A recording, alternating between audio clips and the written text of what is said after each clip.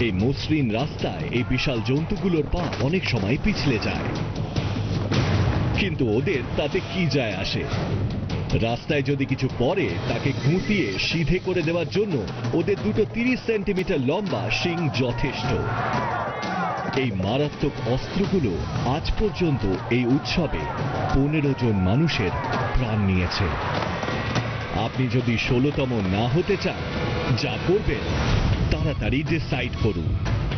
এ, নিজের ভাইটাল অর্গানগুলো বাঁচাতে ষাঁড়গুলোকে লাথি মারবেন। বি, কোন রকমে উঠে দাঁড়িয়ে একটা দরজার কাছে গিয়ে লুকোবেন। নাকি সি, নিজের মাথাটা চেপে দিয়ে ষাঁড়গুলোকে আপনার উপর দিয়ে ছুটতে দেবেন। তো কি করবেন ভাবছেন? আপনি নিশ্চয়ই চান না এই বিশাল জন্তুগুলো আপনাকে পিষে ফেলুক, তাই ষাঁড়গুলোকে তাড়াতে আপনি হয়তো ওদের লাথি মারতে চেষ্টা করবেন। আপনি যে কোনো MMA ফাইটারকে জিজ্ঞেস করুন, মাটিতে চিত হয়ে গার্ড পজিশনে শুয়ে থাকলে সেটা লড়াইয়ের ক্ষেত্রে একটা এক্সিলেন্ট ডিফেন্সিভ পশ্চার। থাই মাসলগুলো গোটা শরীরের মধ্যে সব থেকে বড়। এরা কয়েকশো কিলো চাপ নিতে পারে, কিন্তু 700 কিলো ষাঁড় ঘাড়ে এসে উঠলে বাহুবলীর লাঠিও কোনো কাজে লাগবে না। আপনি পাগুলো উপরে তুলে রাখলে আপনার পা ষাঁড়ের শিঙে আটকে যেতেই পারে। সেটা হলে আপনার আর কিচ্ছু করার নেই। এই 600 কিলোর শক্তিশালী জন্তু আপনাকে রাস্তা দিয়ে টেনে নিয়ে যাবে।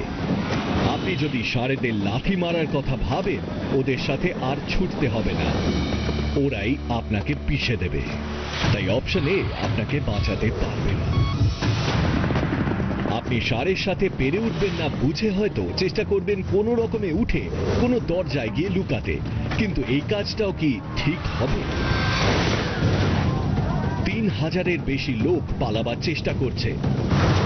দরজা আর ছোট ছোট লুকোনো জায়গাগুলো এই সময় বেশ বিপজ্জনক হয়ে যায়, আর ষাঁড়গুলো সোজা গিয়ে গুঁতিয়ে দেয়।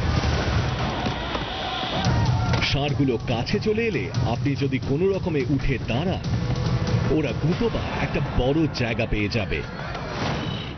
আপনি যদি উঠে কোনো দরজার কাছে লুকোতে চেষ্টা করেন, রাস্তা আপনার রক্তে লাল হয়ে যেতে পারে।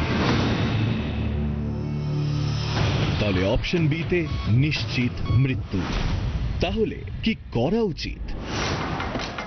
আমরা কোনো গ্যারান্টি দিচ্ছি না, তবে আপনার বাঁচার আপনার উপর দিয়ে যেতে দিন। মুভমেন্টের দিকে আকৃষ্ট হয়ে ষাঁড়গুলো ওই দিকেই ছুটে যাবে, আর আপনার মতো স্পিড বাম্পকে এড়িয়ে যাবে। হয়তো আপনার শরীরে দু একটা কালছিটে পড়বে, কিন্তু সেটা পিছনে শিঙের গুঁতো খাওয়ার থেকে ভালো। আর কপাল যদি ভালো হয়, আপনার হয়তো আঁচড়ও লাগবে না। ষাঁড়গুলো হোঁচট খেয়ে পড়ার ভয় মাঝে মাঝে মাটিতে পড়ে থাকা লোকেদের উপর দিয়ে লাফিয়ে চলে যায়। মার্কাসের ক্ষেত্রে উনি ভাগ্যের জোরে বেঁচে গেছেন। উনি শুধু ছুটে আসা ষাঁড়গুলোকে লাথি ছোড়েননি, ভিড়ে ঠাসা দরজার দিকে চলে গেছিলেন। একটা ষাঁড় সোজা ছুটে গিয়ে ওনাকে গুঁতো, তার একটা শিং ওনার থাইতে গেঁথে যায়, আর ওনার হেপে গভীর ক্ষত হয়ে যায়। ওনার থাইয়ের ফিমোরাল আর্টারিটা খুব সামান্যর জন্য রক্ষা পায়। এখন যদিও ভাঙা হিপ ঠিক হয়ে গেছে, তবে উনি সম্পূর্ণ সুস্থ হননি। মার্কাস এখন বুঝে গেছেন শিং ইজ কিং, তাই মাথাটা কাভার করে ষাঁড়গুলোকে উপর দিয়ে যেতে দেওয়াই হচ্ছে এই অবস্থায় প্রাণ বাঁচাবার সেরা পথ।